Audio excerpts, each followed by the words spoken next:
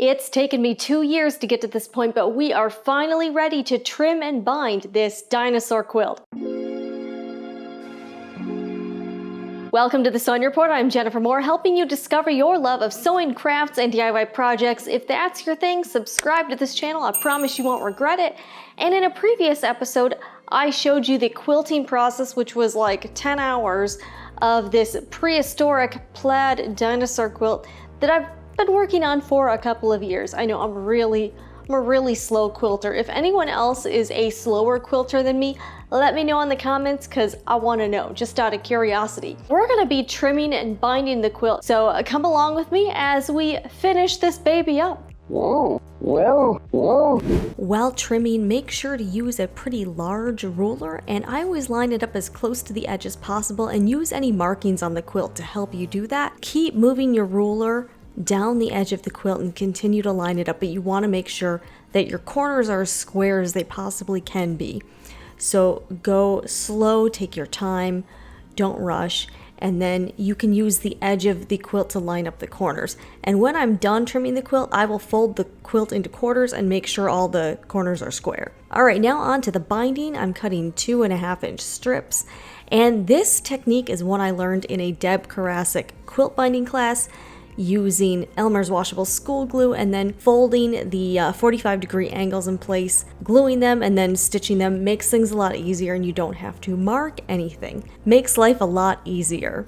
Then you undo the edges with the glue, trim your binding seams, and then fold the entire thing in half lengthwise.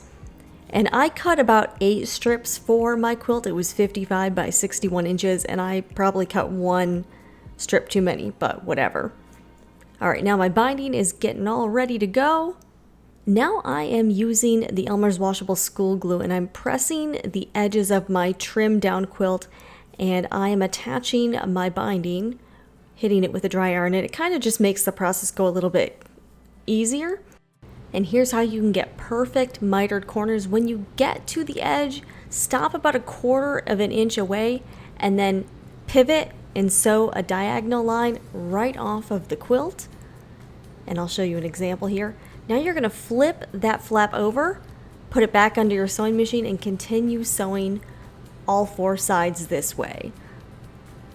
When you're putting binding on the front of your quilt, be sure to leave an opening of probably 8 to 10 inches and leave flaps on either side. You're going to use this to close up your binding neatly by using flat pins like I'm doing right here. And you're going to be able to tell how much binding you need.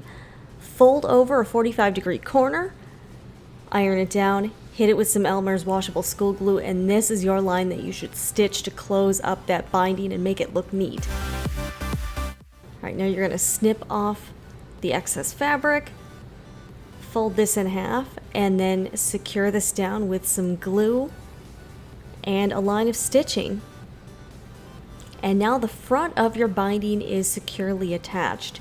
It's time for a thread change because I want to use a coordinated color because this will be visible on the back of the binding. So I want it to blend in. So I got to wind a new bobbin of lime green. Now we're going to thread this needle using the auto threader here. Get my bobbin thread all ready to go.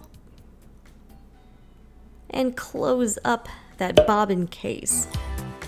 Alright, now I am pressing the binding away from the front just to give it a neater look and to help me when I am securing it to the back. I'm going to be using a stitch in the ditch method, and I am machine binding this entire quilt. Just a lot easier, and it's great for laundering. Got some wonder clips here to help secure it to the back and hold it in place. Now we are stitching the back of the binding. And because I cut these strips at 2.5 inches, it should give it enough clearance so that I won't have any missed stitching spots. My stitch length is about a 3.0, and when you get to the corner, just be very careful to try to stop your needle right at the corner, pivot, and then keep on sewing.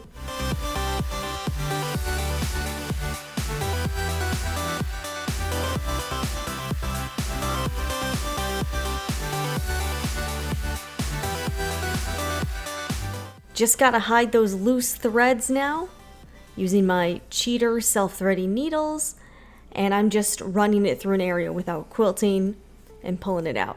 And now the quilt is fully bound. Doesn't that look great? Perfect mitered corners. And here's the point in the episode where I attempted to do an outdoor photo shoot.